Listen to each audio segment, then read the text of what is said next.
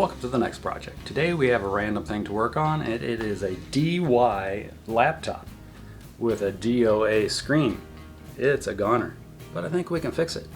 So let's start the next project. It's HP on the inside.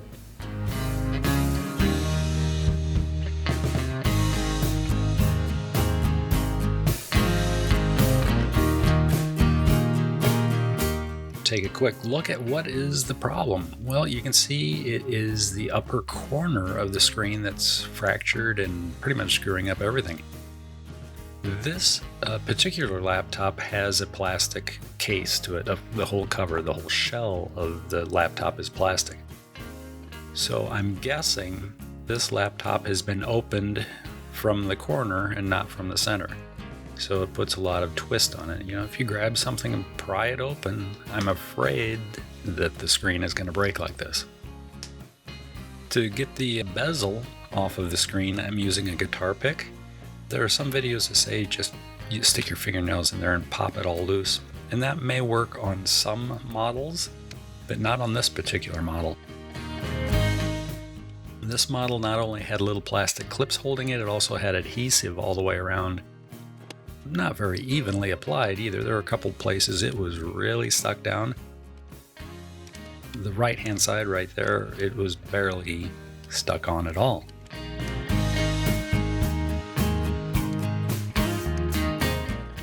I did use some caution when attempting to remove the bezel around both the hinge and around the camera there. I didn't want to damage the camera or cut through some wiring or anything. If you look at the way this is mounted in, there are screws at the top and bottom. On this particular model, the screws all stay in place. There are two full-length top to bottom adhesive strips that you use a fine pair of tweezers. Gently pull it up, slowly. You don't tug it quick because it'll break. If it breaks, you're kind of screwed. So you just slowly pull it up, let it stretch and release. And just stretch and release, just gently keep pulling it up.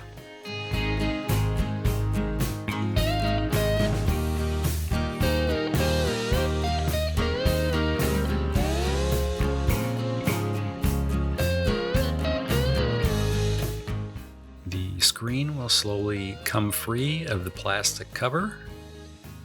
And you can see that material, it's stretched pretty long there.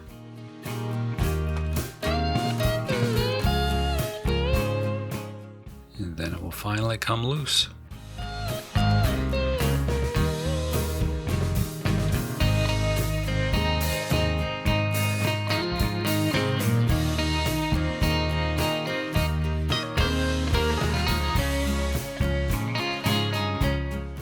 And then you will repeat the process on the other side and trying to get in a little bit closer so you can see what's going on here. There's just a little bit of black tab of this adhesive material sticking out above the screen. And you have to peel it away from the outer case and slowly start pulling it up. Again, be careful not to break this adhesive material. If it breaks off and snaps in behind the screen, then you'll have to invent a new way to get the screen out of there. Since it is broken already, you could just try and rip it out of there. But then you may also damage the ribbon connector. I think this is a 30-pin connector, so you could damage that. Take your time, don't get in a hurry. And this video is sped way up, so you can see it took me 12 minutes altogether to get the screen out. But I'd never done this before, so I was going kind of slow and cautiously.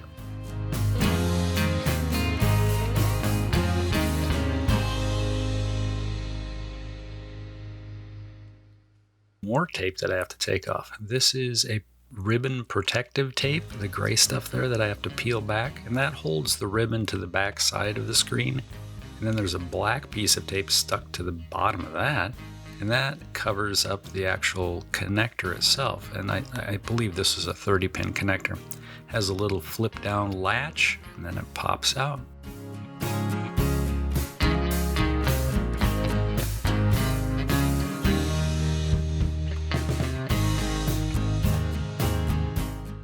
At this point, the screen is completely free from the rest of the laptop, and there's a few stickers on the back, a few barcodes, QR codes, various things. And this one had a nice little sticker that said replace with this number basically. So that made it easy. I went online and ordered it through Amazon. Once the screen was out and I found the replace with HP spare number, I went on Amazon, looked up the pieces and parts that I needed, ordered some adhesive strips and a new screen.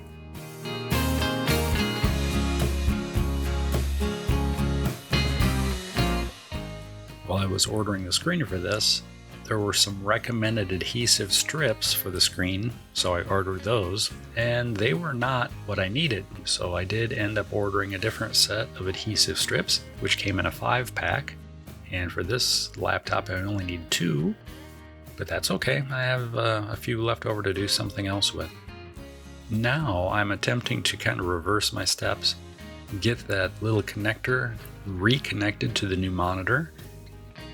It had been sitting for a few days and the adhesive that's on the back of the ribbon strip tried to bond to the little connector there, so it made my life a little challenging, but I just took my time and it all kind of snapped back together.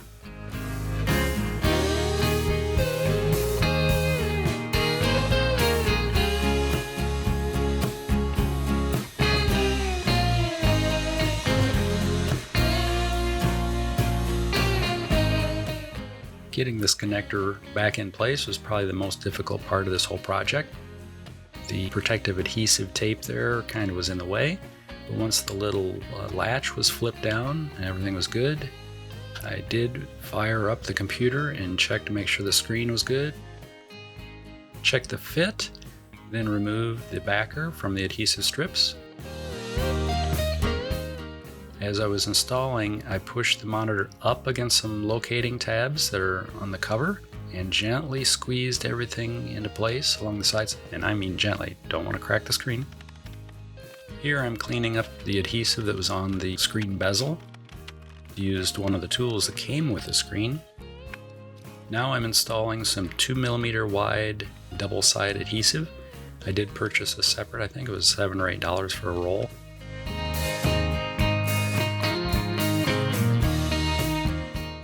This bezel needed 2mm wide on the sides, probably a 3mm across the top, and about 4mm on the bottom. I used the 2mm all the way around. Remove the backing from this adhesive tape, and it was ready to snap back in place.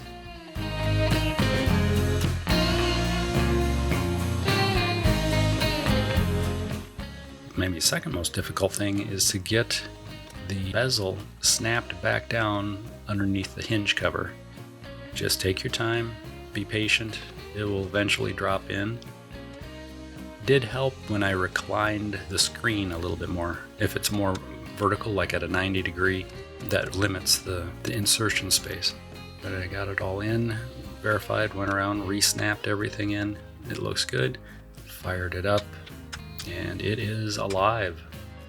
Thanks for watching. I hope you get a little bit of something out of this video. Not everything has to go to the landfill. Sometimes we can fix things. Take care of yourselves and have a great day.